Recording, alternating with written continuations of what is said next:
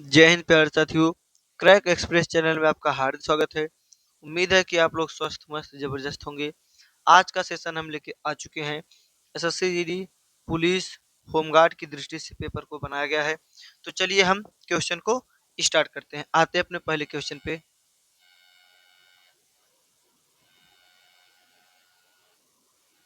चलिए, आज का पहला क्वेश्चन होने वाला है क्वेश्चन नंबर फर्स्ट पे हम लोग देखेंगे। कहा जा रहा है, इनमें से कौन सा जल डमरू मध्य यूरोप को अफ्रीका से अलग करता है? तो कौन सा है? तो इसका सही जवाब होगा option number B, Gibraltar. Gibraltar. अगला प्रश्न है, उत्तर प्रदेश को राज्य का दर्जा कब प्राप्त हुआ? उत्तर प्रदेश को राज्य का दर्जा कब प्राप्त हुआ? तो इसका सही जवाब होगा ऑप्शन नंबर ए, बिल्कुल सही जवाब। 1950 में उत्तर प्रदेश को राज्य का दर्जा प्राप्त हुआ था। तीसरा प्रश्न कह रहा है, आगा खां कप किस इनमें से किस खेल से संबंधित है? आगा खां कप किससे संबंधित है? तो इसका सही जवाब होगा ऑप्शन नंबर बी, हॉकी से संबंधित है। तो क्रिकेट से क्या संबंधित होगा? Ranji trophy. Ranji trophy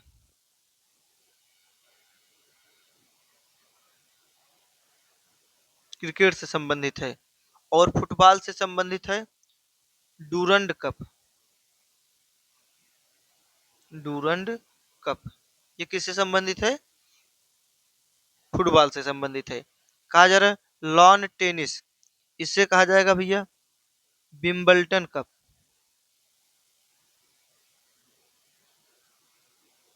Wimbledon cup. अगला प्रश्न कह रहा है, भारत की पहली महिला मुस्लिम शासिका कौन थी? भारत की पहली महिला मुस्लिम शासिका कौन थी? तो इसका सही जवाब होगा option number B, Razia Sultan थी। रजिया सुल्तान थी। पांचवा प्रश्न कह रहा है, यूरोप में गोबर से कपड़ा और बायोप्लास्टिक बनाने की योजना को किस मॉडल के तहत यह गोबर पहला बढ़ावा दी जा रही है? बढ़ावा दी जा रही है। तो इसका सही जवाब होगा option number C. Option number C, हर गांव ऊर्जा का केंद्र। अगले प्रश्न की तरफ चलते हैं साथियों। तो कहा जा रहा है, अगला प्रश्न कर रहा है, गांधी जी का अहमदाबाद सत्याग्रह किसके विरुद्ध निर्देशित किया गया था? अहमदाबाद का सत्याग्रह किसके विरुद्ध निर्देशित किया गया था? तो इसका सही जवाब होगा ऑप्शन नंबर बी, गुजरात का मिल मालिक। गुजरात का मिल मालिक के विरुद्ध निर्देशित किया गया था।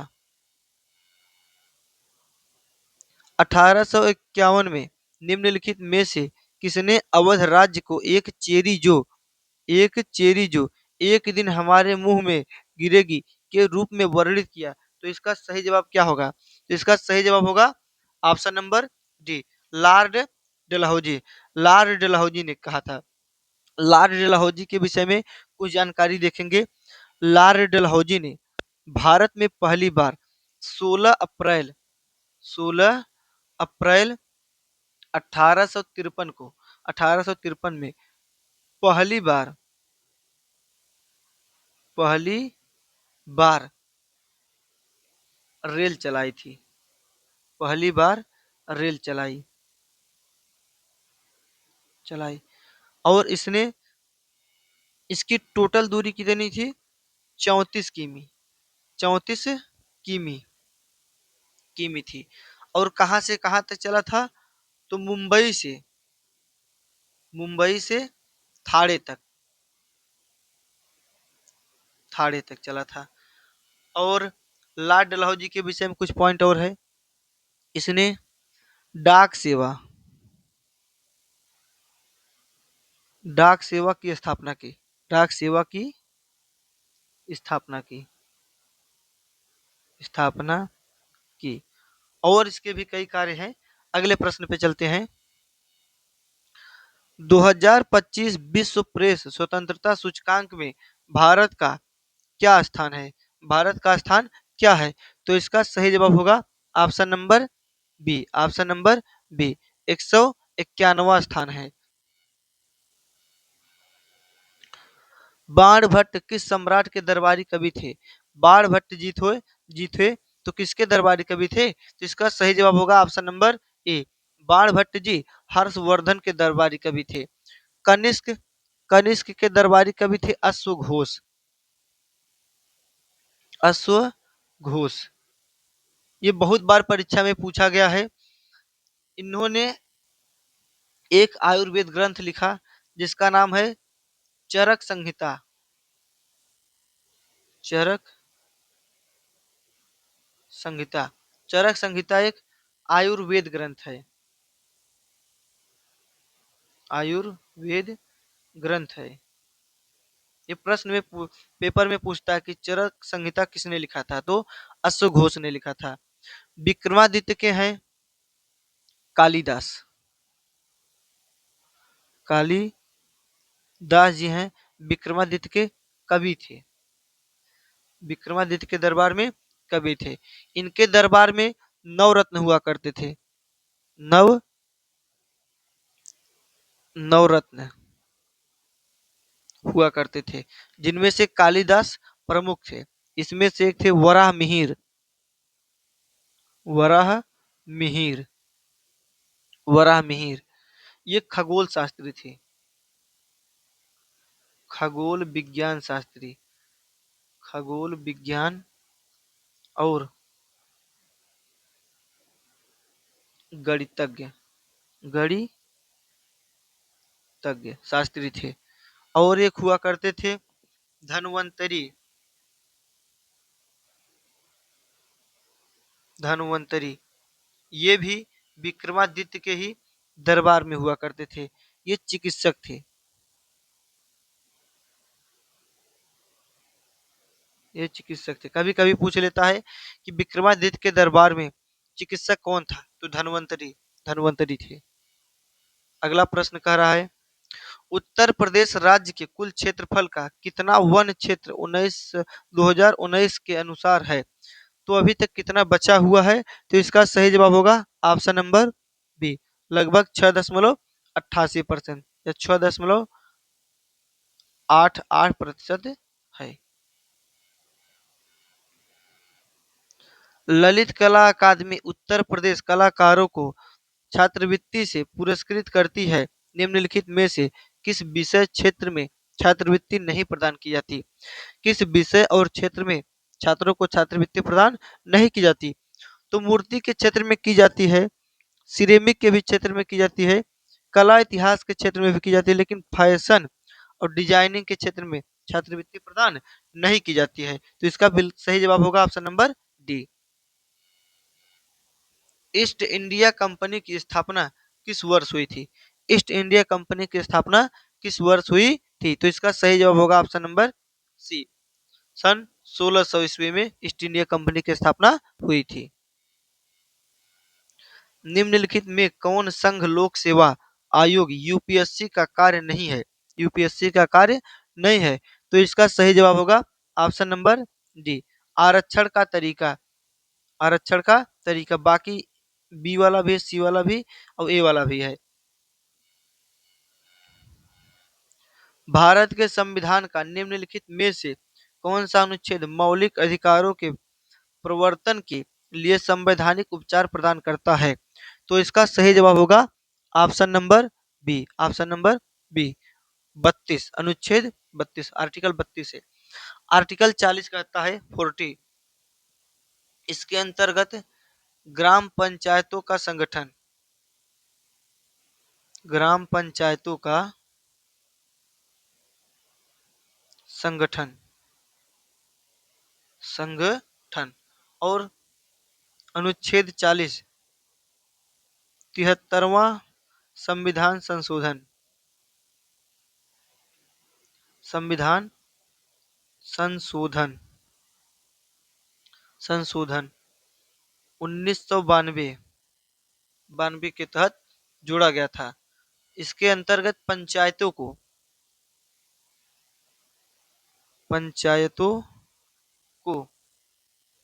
कानूनी और कानूनी और संवैधानिक संवैधानिक दर्जा दिया गया है। दर्जा दिया गया है।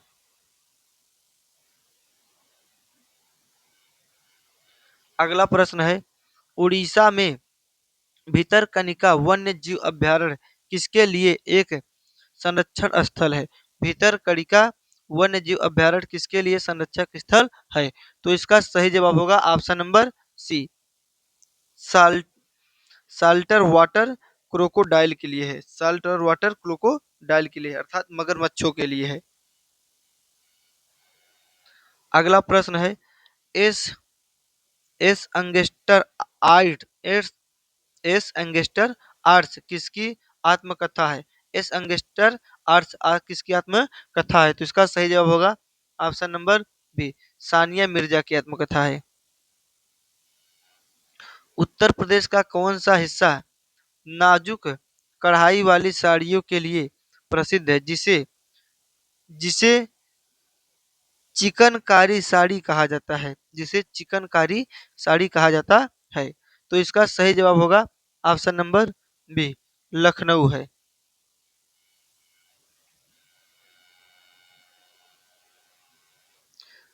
मार्च 2024 में प्रधानमंत्री नरेंद्र मोदी द्वारा उद्घाटन किए गए पोर्टल पीएम सूरज का पूर्ण रूप क्या है? पीएम सूरज का पूर्ण रूप क्या है? तो इसका पूर्ण रूप है भैया, प्रधानमंत्री सामाजिक उत्थान एवं रोजगार आधिकारिक जन कल्याण, इसका पूर्ण रूप है। ऑप्शन नंबर सी बिल्कुल सही जवाब है। निम्न में कौन सी मालवा पठार की महत्वपूर्ण नदी नहीं है? मालवा पठार की महत्वपूर्ण नदी नहीं है, तो इसका सही जवाब होगा ऑप्शन नंबर बी, महानदी नहीं है। बाकी चंबल है, केन नदी है, बेतवा नदी भी है, लेकिन महानदी नहीं है।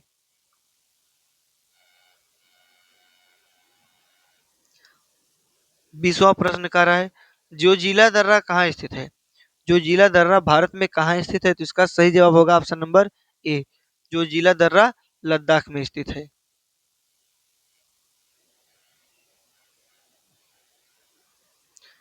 किस प्रकार के वन में नरम काष्ठ वाले वृक्ष जैसे चीड़, देवदार आदि उगते या पैदा होते हैं?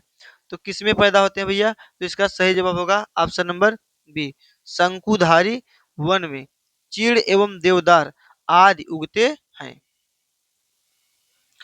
उत्तर प्रदेश में किस प्रकार की मिलें सबसे अधिक संख्या में है? उत्तर प्रदेश में किस प्रकार की सबसे अधिक मिलें हैं? तो इसका सही जवाब होगा ऑप्शन नंबर डी, चीनी की मिलें सबसे अधिक है, क्योंकि उत्तर प्रदेश गन्ना उत्पादन में सबसे आगे है, तो इसलिए चीनी की मिलें सबसे अधिक है।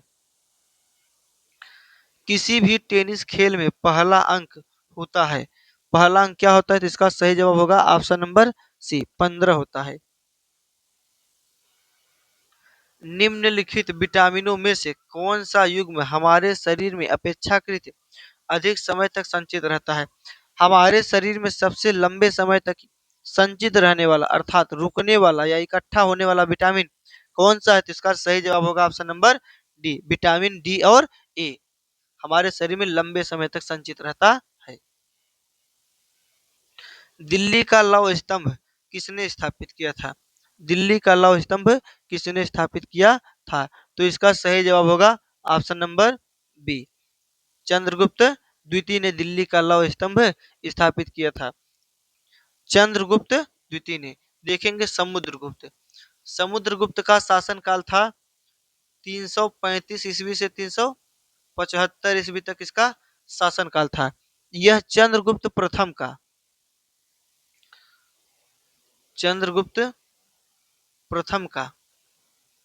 बेटा है। चंद्रगुप्त प्रथम का बेटा है। समुद्रगुप्त को भारत का नेपोलियन भी कहा जाता है। भारत का नेपोलियन, नेपोलियन के भी नाम से जाना जाता है। और इसने इलाहाबाद में प्रयाग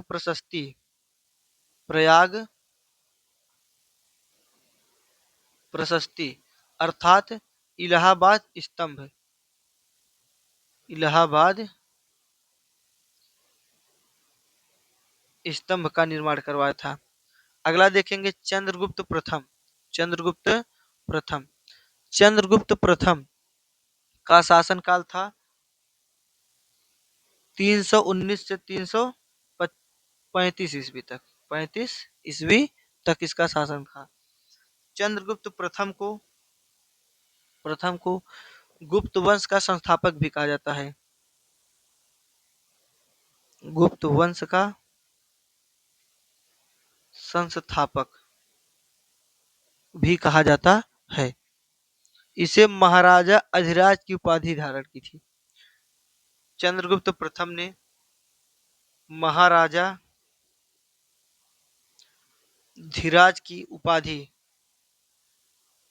धारण की थी।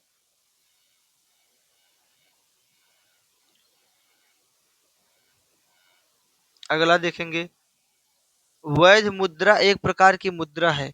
वैध मुद्रा एक प्रकार की मुद्रा है, तो इसका सही जवाब होगा ऑप्शन नंबर बी।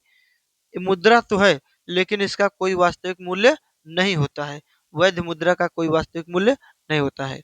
अगला प्रश्न कह रहा है निम्नलिखित में से किसका उपयोग दैनिक जीवन में प्रसाधनी उत्पादों के में किया जाता है। प्रसाधनी उत्पादों में किया जाता है, तो इसका सही जवाब होगा ऑप्शन नंबर सी। सी बिस्मथ ऑक्सी क्लोराइड का उपयोग किया जाता है। शहरीकरण का एक महत्वपूर्ण पर्यावरणीय प्रभाव क्या है। शहरीकरण का एक महत्वपूर्ण पर्यावरणीय प्रभाव क्या है, तो इसका सही जवाब होगा ऑप्शन नंबर सी उच्च कार्बन उत्सर्जन करना। विक्रमशिला विश्वविद्यालय की स्थापना किसने की और नालंदा विश्वविद्यालय को पुनर्जीवित किसने किया, तो इसका सही जवाब होगा ऑप्शन नंबर डी धर्मपाल ने। निम्नलिखित सागरों में से किसमें लवणता सबसे अधिक होती है। लवणता सबसे अधिक किसमें होती है, तो इसका सही जवाब होगा ऑप्शन नंबर ए लाल सागर में। लाल सागर। एक मिनट भाई, एक मिनट, इसको थोड़ा देखते हैं क्वेश्चन को हम। ठीक है भाई, इसका जवाब लाल सागर ही होगा। चलिए अगले प्रश्न की तरफ चलते हैं। अगला प्रश्न कह रहा है निम्नलिखित में कौन सा यस्य कथन भारतीय किसान यूनियन बीकेयू के संबंध में सही है। बीकेयू के संबंध में सही है। पहला कथन कह रहा है भारतीय किसान यूनियन बीकेयू पश्चिमी उत्तर प्रदेश और हरियाणा क्षेत्र के किसानों का एक संगठन था। हाँ, ये संगठन था। फिर अगला कहा जा रहा है बीकेयू ने राज्यों के कई जिला मुख्यालयों और राष्ट्रीय राजधानी में भी किसानों को विशाल रैलियों का आयोजन किया। हाँ, ये भी सही है। तीसरा का कह रहा है अधिकांश भारतीय किसान यूनियन बीकेयू सदस्य विभिन्न समुदायों के थे। नहीं, ये वाला क्या है, गलत है। ये आप इसका सही जवाब होगा option number A. Option number A A व बी, एक व दो सही जवाब है इसका। अगला प्रश्न कह रहा है भैया प्लास्टर ऑफ पेरिस का रासायनिक सूत्र क्या होता है। तो प्लास्टर ऑफ पेरिस का रासायनिक सूत्र होता है CaSO4 इंटू हाफ H2O। तो इसका सही जवाब होगा option number C plaster of Paris CaSO4 half H2O। Ion सबसे संबंधित परमाणुओं डैश में भिन्न होते हैं, तो किसमें भिन्न होते हैं, तो इसका सही जवाब होगा ऑप्शन नंबर बी इलेक्ट्रॉनों की संख्या में। इलेक्ट्रॉनों की संख्या के आधार पर क्या होते हैं, भिन्न होते हैं। निम्नलिखित में कौन से ग्रामीण रोजगार के स्रोत हैं। ग्रामीण रोजगार के स्रोत क्या है, पशुपालन है, मछली पालन भी है, डेयरी उद्योग भी। इसका सही जवाब होगा ऑप्शन नंबर डी उपरोक्त सभी ग्रामीण क्षेत्रों के रोजगार स्रोत हैं। अगला प्रश्न कर रहा है, उत्तर प्रदेश का पारंपरिक लोक संगीत जिसमें भावपूर्ण धुनें धुनें होती हैं और जिसे प्रायः शादियों और उत्सवों के अवसरों पर बजाया जाता है, डैश के नाम से जाना जाता है, अर्थात किसके नाम से जाना जाता है। तो इसका सही जवाब होगा ऑप्शन नंबर बी, कजरी है, कजरी। निम्नलिखित में कौन स्वतंत्र भारत के पहले सेना अधिकारी थे जिन्होंने या जिन्हें फील्ड मार्शल के पद से सम्मानित किया गया, या जिनको फील्ड मार्शल के पद से सम्मानित किया गया। तो इसका सही जवाब होगा option number D, Sam Sam माने कसा, सैम माने कसा को। निम्नलिखित में कौन एक ठंडी समुद्री जलधारा है, ठंडी समुद्री जलधारा कौन सी है। तो इसका सही जवाब होगा option number D, option number D, ओया ओयासियो, ओयासियो। विटामिन सी है, विटामिन सी का नाम क्या होता है। तो विटामिन सी का नाम होता है स्कर्बिक अम्ल, स्कर्बिक अम्ल। सिट्रिक अम्ल, सिट्रिक अम्ल किसमें पाया जाता है।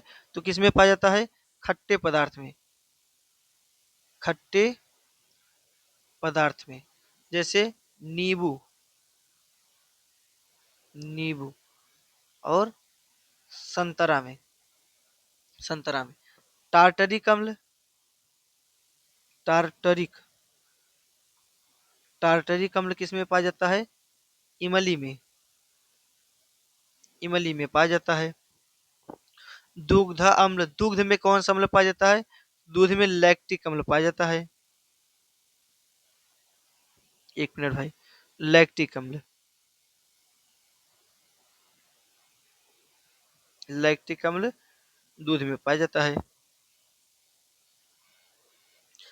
किस राज्यपाल का कार्य, किसी राज्यपाल का कार्य काल का होता है, किसी राज्यपाल का कार्यकाल होता है। तो इसका सही जवाब होगा ऑप्शन नंबर सी, राष्ट्रपति के प्रसाद पर्यत तक, प्रसाद पर्यत तक किसी राज्यपाल का कार्य होता है। विश्व मजदूर दिवस कब मनाया जाता है, विश्व मजदूर दिवस कब मनाया जाता है। तो इसका सही जवाब होगा ऑप्शन नंबर ए, 1 मई को मनाया जाता है। पंजाब केसरी के नाम से कौन जाने जाते हैं, पंजाब केसरी के नाम से किसे जाना जाता है। तो इसका सही जवाब होगा option number D, Lala Lajpat Rai को, राय को पंजाब केसरी के नाम से जाना जाता है। वायु द्रव्यमान में मौजूद जल वाष्प की मात्रा को कहा जाता है। तो इसकी मात्रा को कहा जाता है आर्द्रता, आर्द्रता कहा जाता है।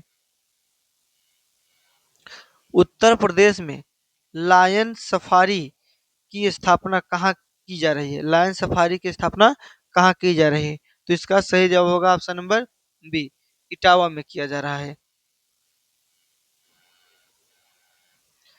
इनमें कौन माओरी जनजाति की मातृभूमि है, माओरी जनजाति की मातृभूमि क्या है। तो इसका सही जवाब होगा ऑप्शन नंबर डी, न्यूजीलैंड है। चंद्रप्रभा वन्य जीव अभयारण्य उत्तर प्रदेश के किस जिले में स्थित है, चंद्रप्रभा उत्तर प्रदेश के किस जिले में स्थित है। तो इसका सही जवाब होगा ऑप्शन नंबर डी, चंदौली जिले में स्थित है।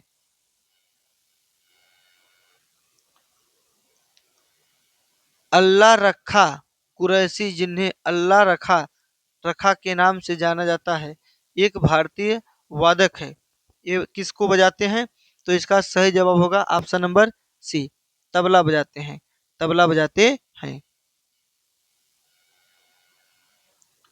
2002 में उत्तर प्रदेश में निम्न में से किस शहर को जैव प्रौद्योगिकी शहर घोषित किया गया था, जैव प्रौद्योगिकी शहर घोषित किया गया था। तो इसका सही जवाब होगा ऑप्शन नंबर ए, लखनऊ को घोषित किया गया था।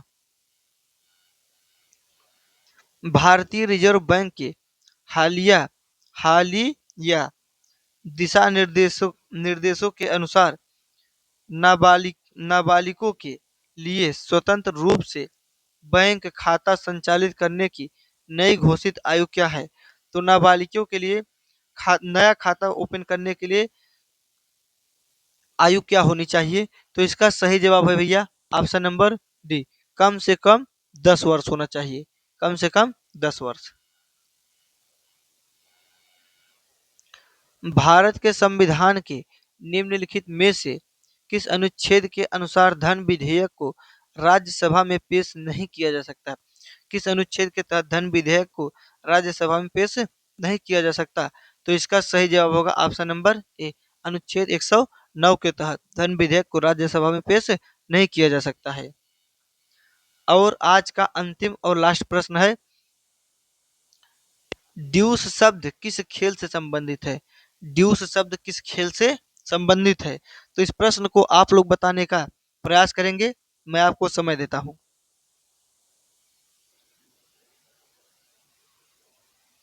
चलिए, इस प्रश्न को आज यहीं पे हम रोकते हैं भाई। आप लोग इस प्रश्न का जवाब कमेंट में दीजिएगा और कल मैं इस प्रश्न को बताऊंगा। ये प्रश्न मैं आप लोगों के लिए छोड़ रहा हूँ, या जैसा कहिए आप लोग कहते हैं बता देते हैं हम। चलिए भाई, इस प्रश्न को बता देते हैं। तो इसका सही जवाब होगा ऑप्शन नंबर डी, टेनिस और बैडमिंटन से संबंधित है। ड्यूस शब्द का संबंध टेनिस और बैडमिंटन से संबंधित है। धन्यवाद साथियों, आज का क्लास यहीं पे समाप्त होता है। अब मिलते हैं अगले वीडियो में। आज जो भी चैनल पे नए आए हैं तो वीडियो को लाइक जरूर कर दे और चैनल को सब्सक्राइब भी कर ले। साथियों, ये क्लास बिल्कुल फ्री है। अगर कोई भी आपका मित्र है जो गरीबी से जूझ रहा है, तो इस क्लास को अवश्य शेयर कर दे ताकि हर गरीब से गरीब बच्चा पढ़ सके। धन्यवाद।